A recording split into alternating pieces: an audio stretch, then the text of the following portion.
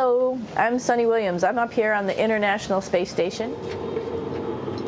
So this is Node 2. This is a really cool module.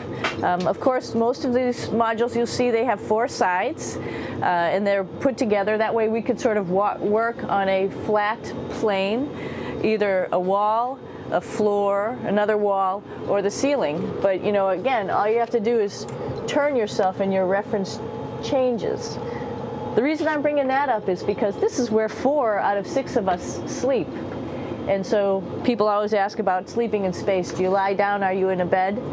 Not really, because it doesn't matter. You don't really have the sensation of lying down.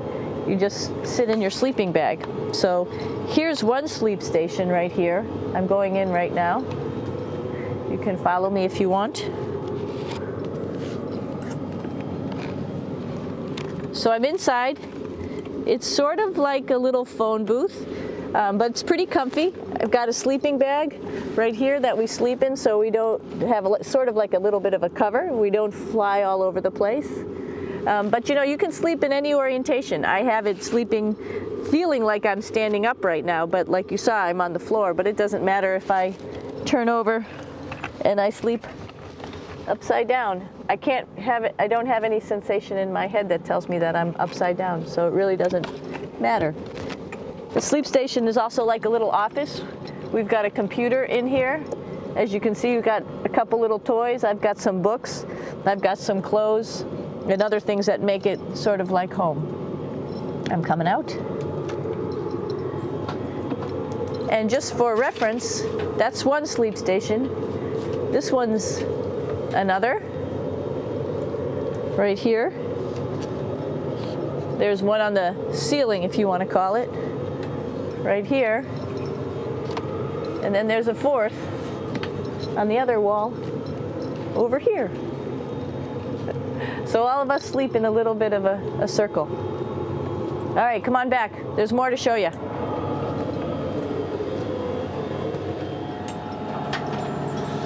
I know that there's some questions about how to use the bathroom and how do you actually live in space like normal, like at home. I mentioned real quickly about getting up in the morning and brushing your teeth and washing your face. Well, how do you do that? Well, here is the bathroom essentially. You get up in the morning and we have a little kit and it has all the essential things that you need, like your toothbrush and toothpaste and brush. See how much better the brush makes my hair look? I'm just joking. It still stands up straight. It doesn't matter where you are. It's always going to stand up straight while you're up in space. A lot of people ask about toothbrush and toothpaste.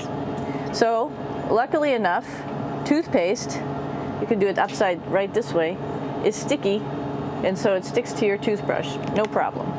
Another cool thing is that water sticks to your toothbrush too. If you can see it, I'll have some water come out. The water is pretty neat up in space. It'll stick to your toothbrush and it will make a big bubble. And that's just by surface tension. And then you can drink it. So a lot of people ask about what do you do with the toothpaste after you brush your teeth.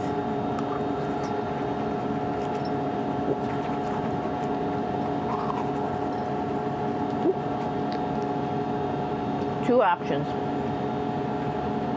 Swallow it, and it's sort of like mouthwash, but it tastes a little gross. Or you can just spit it out in a paper towel, and then you don't have to worry about it. Swallowing thing I wouldn't recommend at home. I'm only up here for 4 months, so it's not that bad. One of the most pressing questions about living in space, of course, is the bathroom. So let's take a look at that little piece of work. Come on in.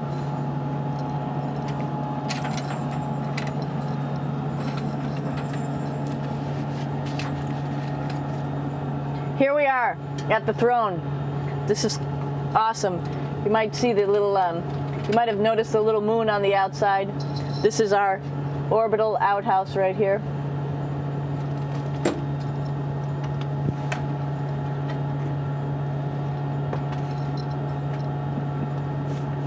And of course, it serves for two functions. Number 2, right here. I'll show you. But you see it's pretty small, so you have to have pretty good aim, and you'll be ready to make sure things get let go the right direction.